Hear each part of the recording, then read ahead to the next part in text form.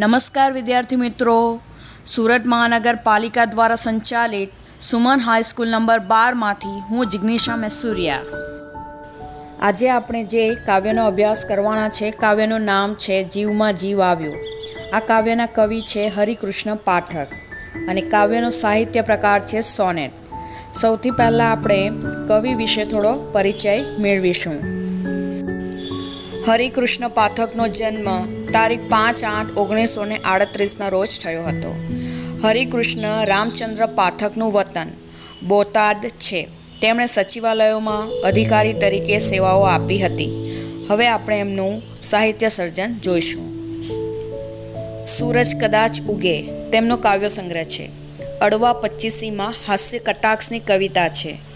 કોઈનું કંઈ ખોવાયું છે એ બાળ કાવ્યનો સંગ્રહ છે. ગુલાબી આરસની લગ્ગી કિશોર કથા છે અને મોર બંગલો તેમનો વાર્તા સંગ્રહ છે.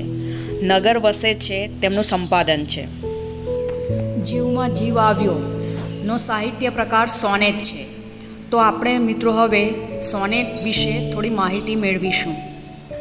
આપણી ભાષામાં સોનેટ અંગ્રેજીમાંથી આવ્યું છે. શેક્સપિયરને અંગ્રેજી સોનેટના સૌથી મહાન કવિ ગણવામાં આવે છે. મિત્રો, આ ફોટામાં તમે જેને જોઈ શકો છો એમનું નામ છે બળવંતરાય ઠાકોર. ગુજરાતીમાં સોનેટના પ્રથમ પુરસ્કર્તા શ્રી બળવંતરાય ઠાકોર હતા. સોનેટમાં 14 પંક્તિઓ હોય છે. છંદ કોઈ પણ હોઈ શકે છે, પણ દરેક પંક્તિને અંતે આવતા શબ્દમાં પ્રાસ મળતો હોય તો સોનેટની રસાળતા વધે છે અને છેલ્લી 2 પંક્તિમાં ભાવ પલટો આવે છે. અને આપણું આ કાવ્ય જીવમાં જીવ આવ્યો એ કાવ્યની અંદર પણ 14 પંક્તિઓ છે. ઉનાળાની આકળ વિકળ પછી વર્ષાનું આગમન થતાં આખી સૃષ્ટિમાં જાણે કે નવજીવન આવી જાય છે. તે ભાવને કવિએ આ સોનેટમાં મંદાક્રાંતા છંદમાં પ્રગટ કર્યો છે. રૂઢિપ્રયોગ પ્રયોજાયો છે. જીવમાં જીવ આવ્યો. જીવમાં જીવ આવ્યો એક રૂઢિપ્રયોગ છે. એનો અર્થ થાય છે કે ભય જતાં સ્થિરતા અનુભવવી. વરસાદ વરસવાને કારણે પહેલાં જે સૃષ્ટિ હતી, એટલે સૃષ્ટિમાં બધું હતું પણ જીવ નહોતો, અને વર્ષાના આગમનથી જીવ આવ્યો, પ્રાણ આવ્યો, એટલે જીવમાં જીવ આવ્યો. તો વિદ્યાર્થી મિત્રો, હવે આપણે આ કાવ્યનો રાગ શીખીશું. મંદાક્રાંતા છંદના બંધારણ પ્રમાણે એ આ રીતે ગવાય છે. મંદક્રાંતા મબન તત ગા ગણોથી રચાય, વંટોળાતી પવન દમરી થઈ થરી થામ અંતે, ઝીણ ફોરા ઝરમર ઝરિયા જીવમાં જીવ આવ્યો.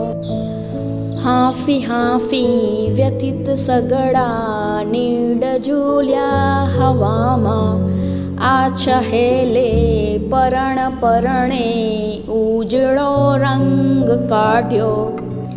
તાત તાપે ખદખદી રહ્યો રાફડો સાવ ધીરે, ધીરે ચાલ્યો ઠડ પર ભીના ઝીણી લંગાર લઈને. સોને રૂપે જડિત તડકો ક્યાંક ઓછો ઢળ્યો ને, ફૂટું ફૂટું ફર ફર થતું રૂપ ખીલ્યું ધરાનું. તહુકી ઉઠ્યો તરત વગડો સીમ સોણે ગઈ ત્યાં, ગાને ગાને હરખ ઉગલ્યો ગુગવ્યા પૂર આગા. ક્યાંથી મોહર્યા સ્મરણ નમણા બાંભર્યા દૂધ, ક્યાંથી ક્યાંથી આવ્યા મન ભરમળ્યા લોક કાચી ઘડીમાં. આગે ઓરે અડખે પડખે એનું એ સૌ છતાંય, ફોરા જ્યાં બે ઝરમર ઝરિયા જીવમાં જીવ આવ્યો. ફોરા જ્યાં બે ઝરમર ઝરિયા જીવમાં જીવ આવ્યો. જીવમાં જીવ આવ્યો. વિદ્યાર્થી મિત્રો, તમને આ કાવ્યનો રાગ ગમ્યો હશે. ઘરેથી તમે ગાવાનો પ્રયત્ન કરજો. મંદાક્રાંતા છંદમાં લખાયેલું સોનેટ કાવ્ય છે.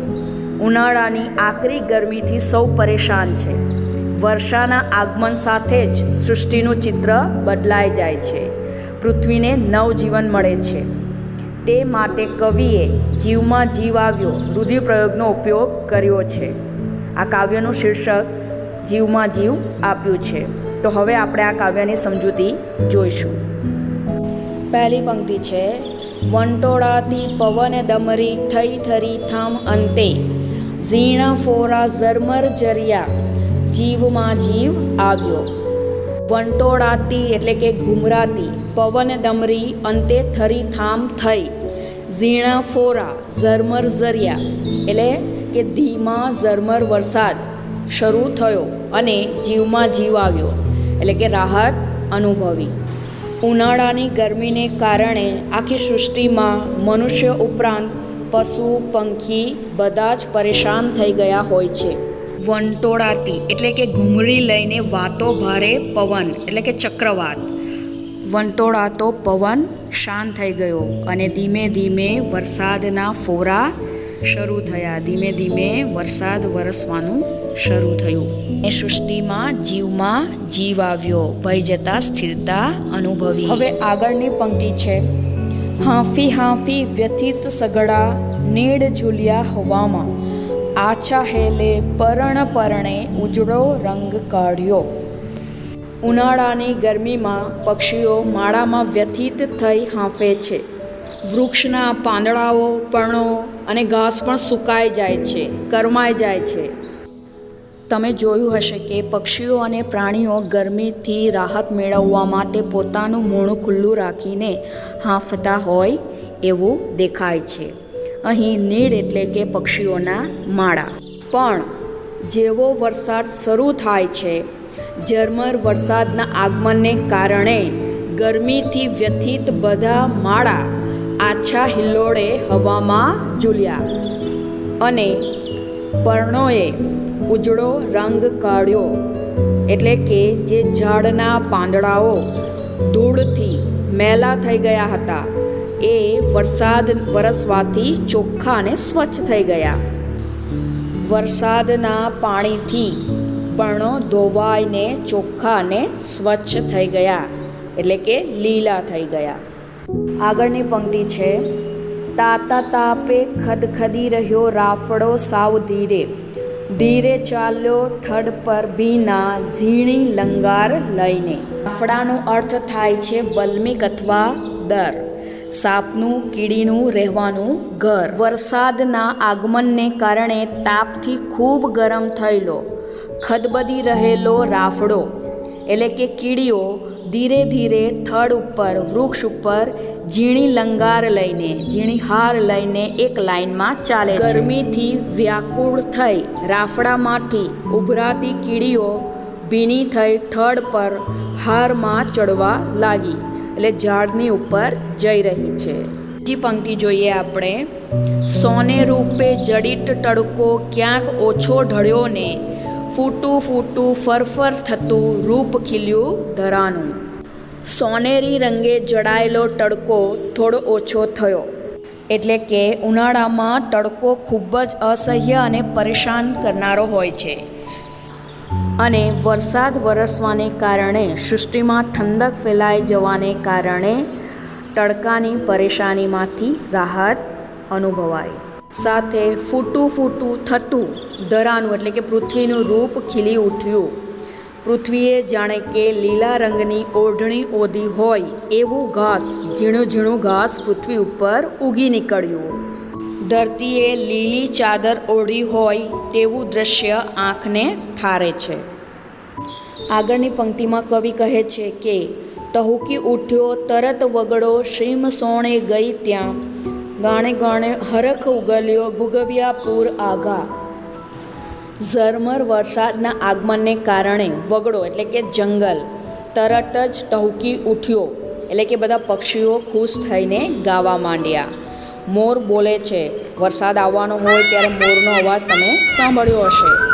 કોયલ અને બીજા પક્ષીઓ પણ ગાય છે. વગડાએ અને સીમે નવું રૂપ ધારણ કર્યું. સીમ એટલે કે ગામની બહારનો બાગ એટલે કે ખેતરોએ નવું રૂપ ધારણ કર્યું. અને ગાણું એટલે કે ગીત. વરસાદના અવાજે હરખ ફેલાયો, આનંદ આવ્યો, દૂર દૂર ભૂગવ્યા, નદીમાં પૂર આવ્યું. આપણને બધાને ખબર છે કે ઉનાળામાં જે નદી સુકાઈ ગઈ હોય, વરસાદ વરસવાને કારણે નદીમાં નવા નીર આવતા જાણે કે પૂર આવ્યું હોય એવું લાગે છે. કવિ આગળની પંક્તિમાં કહે છે કે ક્યાંયથી મોહર્યા સ્મરણ નમણા, ભાંભર્યા દૂધ ક્યાંથી, ક્યાંથી આવ્યા મનભર મળ્યા લોક કાચી ઘડીમાં. આપણને અહીં પ્રશ્ન થાય કે સ્મરણ મોહરે ખરા અને દૂધ ભાંભરે ખરા? કવિએ વરસાદની અસર કેવી અદ્ભુત રીતે વર્ણવી છે. વરસાદ વરસવાને કારણે ક્યાંકથી સુંદર, નમણા એટલે કે સુંદર અને આકર્ષક સ્મરણો, સ્મૃતિ, યાદો આવી અથવા તો આપણે જાણીએ છીએ કે આપણે નાના હતા ત્યારે કાગળની હોડી બનાવીને પાણીમાં તરતી મૂકતા હતા અને પાણીમાં મિત્રો સાથે છબછબિયા કરતા હતા. એ બધી યાદો અને મમ્મી જે ભજીયા બનાવે એ પણ ખાતા હતા. તો આ બધી યાદો તાજી થઈ, એ સ્મરણો. ક્યાંક દૂધ ભાંભર્યા એનો અર્થ થાય છે ઢોળ, ખુશીથી ભાંભળ્યા. પ્રાણીઓ ખાસ કરીને ગાય અને ભેંસ જે ભાંભરે છે એટલે કે બોલે છે, એનો અવાજ જે છે એને ભાંભરવું કહેવાય છે. અને કાચી ઘડીમાં એટલે કે તરત જ લોકો ખુશીથી આનંદથી એકબીજા. આગળની પંક્તિમાં કવિ કહે છે કે આગે ઓરે અડખે પડખે એનું એ સૌ છતાંય, ફોરા જ્યાં બે ઝરમર ઝરિયા જીવમાં જીવ આવ્યો. સોનેતમાં છેલ્લી બે પંક્તિમાં ભાવ પલટો આવે છે. તો અહીં કવિ કહે છે કે આગે ઓરે, આગે એટલે કે દૂર અને ઓરે એટલે કે નજીક, આ વિરુદ્ધાર્થી શબ્દો છે. અને અડખે પડખે એટલે કે બધે જ, એનું એ જ છે, કશું એ બદલાયું નથી. છતાં એ બે ફોરા ઝરમર ઝરિયા ને સૌના જીવમાં જીવ આવ્યો. વરસાદના આગમનથી નવચેતના આવી. ઉનાળાની ગરમીમાં સૃષ્ટિમાં પ્રાણીઓ, પક્ષીઓ, મનુષ્યો, વગડો, સીમ આ બધું હતું અને સાથે સાથે વ્યથા પણ હતી. બધું હતું પણ જીવમાં જીવ નહોતો, ચેતના નહોતી, તાજગી નહીં હતી. પણ જેવા પાણીના ઝરમર બે ફોરા ઝર્યા, વરસાદ શરૂ થયો અને પરિસ્થિતિ બદલાઈ ગઈ. બધે આનંદ, ઉલ્લાસ અને ઉમંગ છવાઈ ગયા અને ભય જતાં સ્થિરતા અનુભવવાથી સૃષ્ટિમાં જીવમાં જીવ આવ્યો. વિદ્યાર્થી મિત્રો, આ કાવ્ય ઉપરથી તમને વર્ષા ઋતુ અને ઉનાળાનો બપોર નિબંધ પૂછાઈ શકે. મારા ખ્યાલથી આ કાવ્ય શીખવાની તમને બધાને મજા આવી હશે. આ કાવ્યનું સ્વાધ્યાય અને વ્યાકરણ તમારે ગુજરાતીની નોટમાં લખવાના રહેશે. જળ એ જ જીવન હોય તો વરસાદ આપણા બધા માટે અતિ આવશ્યક છે. બરાબર ને? ધન્યવાદ.